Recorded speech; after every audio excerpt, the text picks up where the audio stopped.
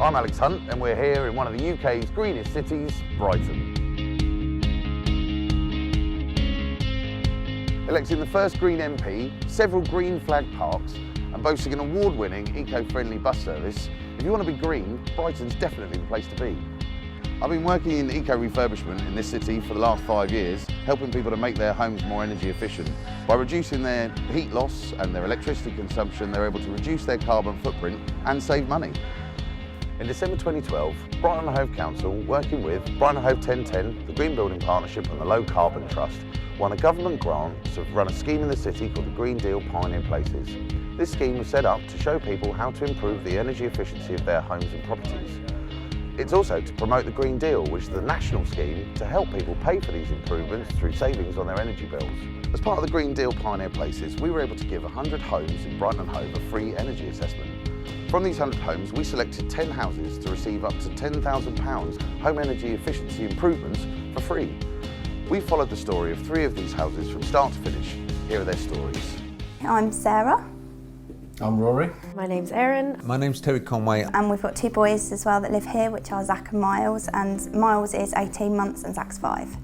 I live here with my partner Katie and our 11-month-old daughter Maisie.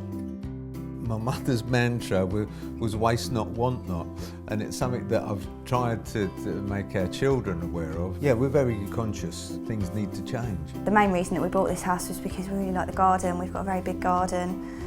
And it's just perfect for having young children. You know, they've got a big area to play in and we grow vegetables and that kind of thing. I am aware with the windows and the walls, and it was built in 1870, that we hemorrhage a great deal of heat. So we can get it nice and warm, but we pay a lot of money to keep those temperatures. Seeing the Eco-Hope open houses that are here is great for thinking about what can be done in similar type of properties and with regard to warming it up. It's nothing worse than being in a cold house, and we did feel it was very cold, despite central heating and everything. Our livelihoods are so different having a young child. We have a lot more expenses than we used to in terms of looking after her. We were really nervous about the boiler throughout the entire winter, knowing that if suddenly it just broke down, that we'd be hard-pressed to find additional money, $3,000 or whatever it costs, to ensure that our house was warm. Previous owner was very much into, he was an electrical engineer, but there's a huge amount of electrics, but too much, and and lots of little nice spotlights, but that aren't very energy efficient, so they will be changed. They suggested another way of doing the loft insulation, where they actually put the insulation down and then they board over it so that you can still use the loft as kind of storage, which is brilliant, which is one of the things that they're going to be doing as well, isn't it, when they come? There's obviously things that we're very aware of, that improve double glazing and things like that. But because most of the houses in this area have loft extensions, so loft insulation isn't viable. So external wall insulation is a major way. They gave us some brochures to show houses that are just hemorrhaging heat out of them, and before and after pictures once they have the render that the heat stays in the house. We will be the only house that's rendered on the road, so hopefully it's good advertising for them, and that it's something that people in similar Victorian homes look to do to keep their energy costs down. I'm hoping that to make the central heating redundant to a large extent. To know that we'll have a peace of mind that we've got state-of-the-art boiler that's heating our house efficiently, that we will have these render skins on the front and back of the house that's keeping all the heat in, just that this house will be more efficient and be saving us money. It would be nice to just get everything done and out of the way, and fingers crossed it won't take too long to get the work done and finished.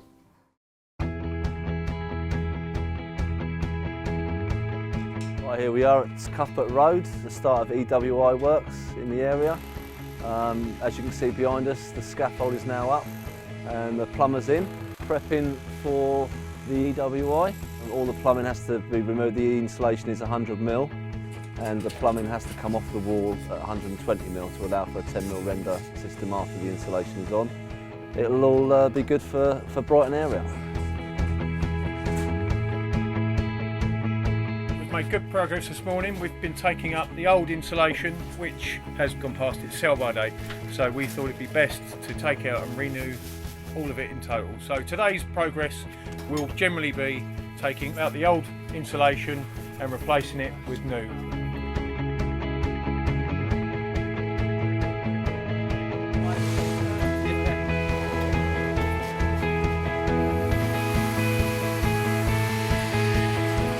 Well, here we have a sample of what's going onto the wall, which is the start of the insulation. This is what we call phenolic insulation, the best of the best really of the insulation.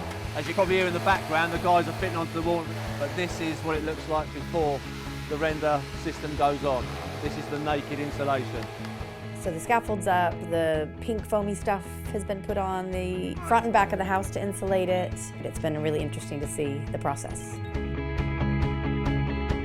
So, from yesterday, we've replaced the insulation with 100mm of earth wall. Now today, we'll be fitting the loft zone, which is a structured system which enables you to build up the insulation even more. It's all going to schedule. Yeah, it's a little warm up here and probably going to get a little bit warmer as the day goes on, as we generate a lot of heat because we work so hard. They're just doing the loft insulation at the moment. I think they're about halfway, 3/4 of the way through, and they're hoping to be finished probably tomorrow or Friday. And it's all gone really well. We haven't really had any problems. It's all been, you know, very quick, very simple, and yeah, very, very good. Well, basically what we've done, we've removed the old combi boiler that was in the house and replaced it with one of these new gas saver energy efficient boilers. These new A-rated energy boilers store the heat from the flue, which was then used to preheat the mains water coming in for more efficient use of the domestic hot water.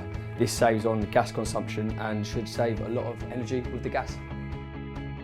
So the first week just completed. I think we were both quite nervous of how it might be having a bunch of strangers in the house, but everybody's just been fantastic. Right, so here we are, week 2. All now the insulation has been installed and the guys are now putting on the beads. They go around the windows, put all the straight edges back into the building before we put the mesh coat on.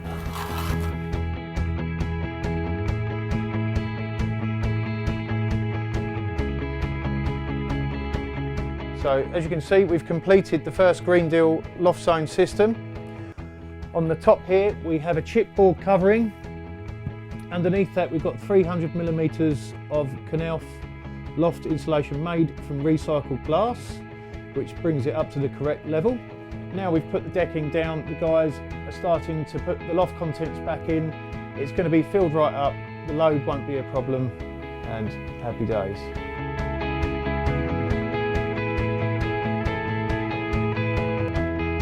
So all the old lights have been taken out now and all the holes filled in, ready for the ceiling to be made good.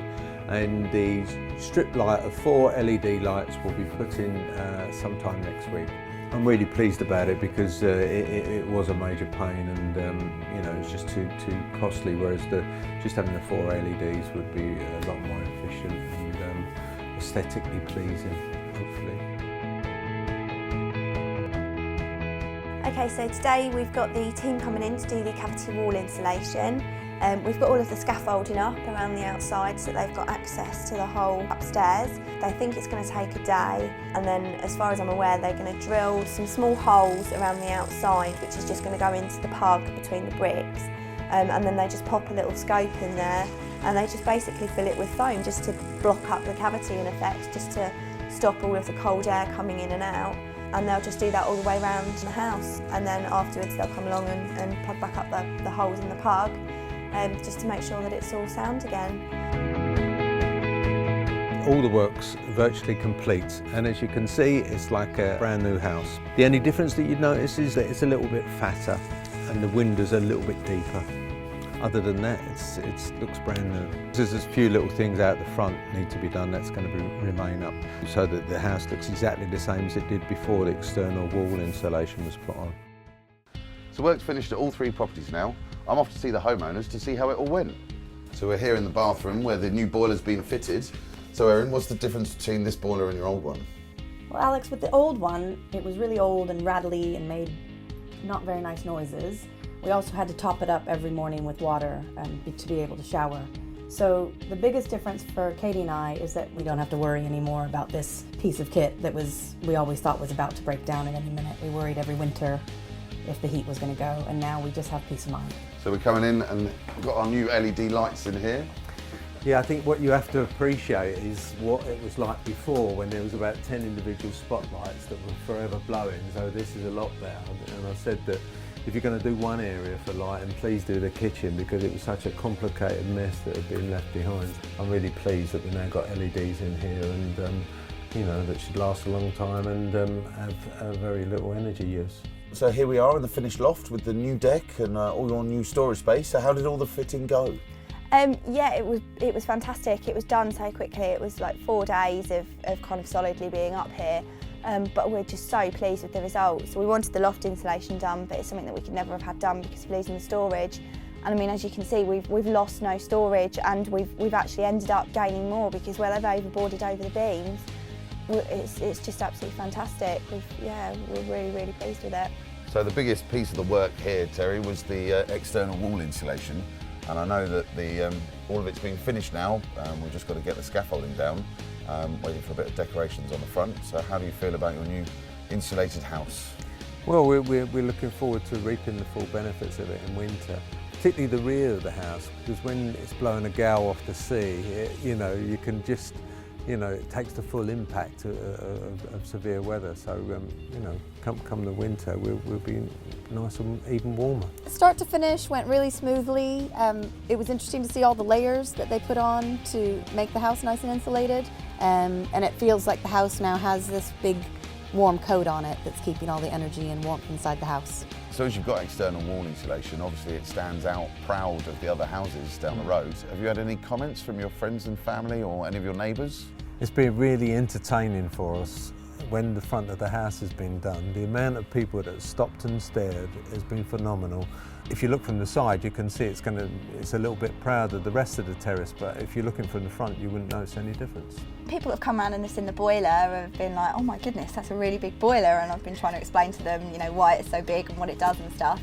People that we've spoken to about the green deal have been really positive and are really surprised at the amount that you can actually get done on the green deal, and you know what it can do. Everybody's really interested and very keen to come to the open house and to find out more.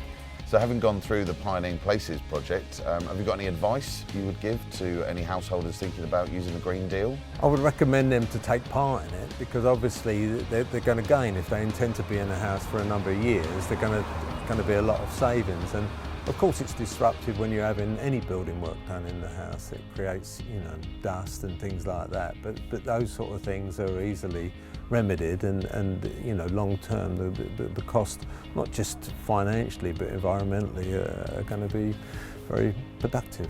When you weigh up the amount of disruption compared to the savings that you're going to make, you know, a couple of weeks disruption isn't really much to give up, is it? And hopefully, you know, because of this, we're going to be very warm this winter, so definitely worth it. If you're considering it at all, I say just go for it, because it's such a good thing to do for the environment. It's a good thing to do for your own bank book. We're going to save lots of money, and our house looks awesome.